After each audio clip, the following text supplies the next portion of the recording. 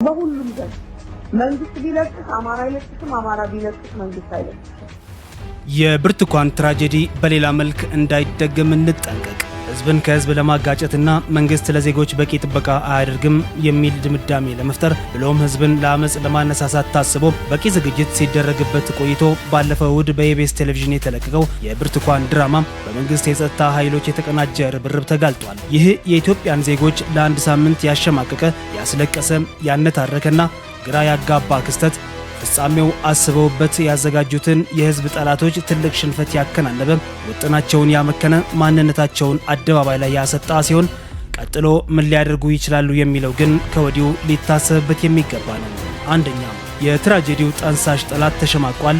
ስለዚህም ለእውነተኛ እገታም ሊነሳሳ ይችላል።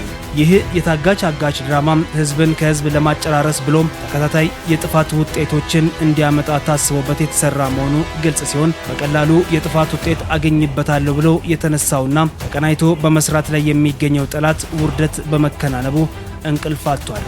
ይህ ከዲያስፖራ ፋኖ እስከ ሀገር ቤት የተዘረጋው የጠላት ፕሮፓጋንዳ ግንባር ዘርፈ ብዙ መልክ ያለው ሲሆን ሁሉም በየዘርፉ ወደ ሌላ የከረረ ዙር ሊሄድ እንደሚችል በተለይ ዓላማ የተደረገው የኢትዮጵያ ህዝብ ሊገነዘበው ይገባል። እነዚህ ኃይሎች ከዚህ በኋላ እጃቸውን ለአንድም ቀን አጣጥፈው እንደማይቀመጡ ግንዛቤ በመያዝ ህዝቡ ከእንግዲህ በቃችሁ ሊላቸው ይገባል። ከድርጊታቸው እንደተማርነው እነዚህ ህሊና ቢስ የጥፋት ኃይሎች ምናልባትም በኦሮሚያ ክልል ባሉ የመንግስት ዩኒቨርሲቲዎች ሌላ እውነተኛ እገታ ሊፈጽሙ ይችላሉ። በዚህም እጅግ የከፋ ጥፋት በታጋቾች ላይ በመፈጸምም ህዝቡን ወደ ዳግም እውነተኛ ድንጋጤና ተስፋ መቁረጥ ሊከቱት ይችላሉ። ከበዛ ብስጭትና የሽንፈት ስሜት ይህን እንደማያደርጉ መጠበቅና መዘጋጀት ተገቢ ነው። የመጀመሪያው የመከላከል ዝግጅት ከራሱ ከተማሪው የሚጠበቅ ሲሆን በተለይ ከአማራ ክልል ወደ ኦሮሚያ ዩኒቨርሲቲዎች የሄዱ ተማሪዎች ራሳቸውን በአማራ ስም ከሚንቀሳቀሱ ስውር አጋቾች በጋራ እንዲጠብቁ፣ ሌሎች ተማሪዎችም እንዲተባበሯቸው ዩኒቨርሲቲዎች ግንዛቤ መፍጠር ይጠበቅባቸዋል። ተማሪዎች በዚህ ሁኔታ ላይ ውይይት እንዲያደርጉና ለራሳቸው ኃላፊነት እንዲወስዱ ማስገንዘብ ተገቢ ይሆናል።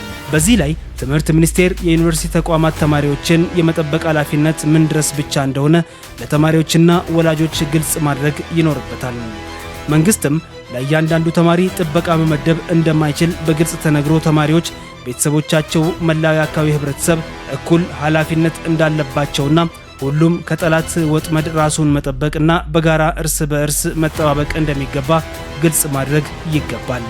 ይህም አንድም ጠላት ተማሪዎች ላይ የሚያነጣጥረው ትኩረት ለመሳብና መንግስት ጥበቃ ማድረግ አይችልም የሚል ስሜት ለመፍጠር በመሆኑ ኃላፊነቱ የሁሉም ማህበረሰብ የጋራ ጉዳይ መሆኑ ግልጽ ሲሆን ይህ የጠላት ዓላማ ዋጋ ያጣል።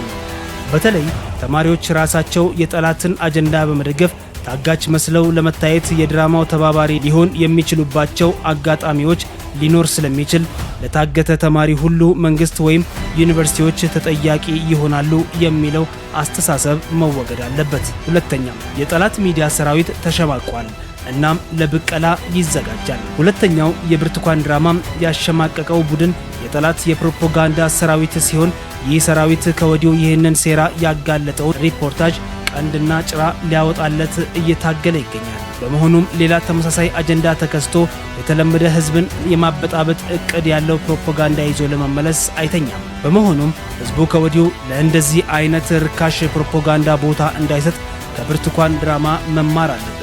የትኛውም የፕሮፓጋንዳ ቡድን ዓላማው ህዝብን ወደ ብጥብጥ ማስገባት እንጂ የህዝብን ወገንተኝነት እንደሌለው ህዝቡ መገንዘብና እንደ ሰለጠነ ህዝብ እውነትን ከሐሰት ሳይለይ የጠላት ፕሮፓጋንዳ መቀለጃ እንዳይሆን የሚመለከተው ሁሉ ሚናውን መወጣት ይገባል።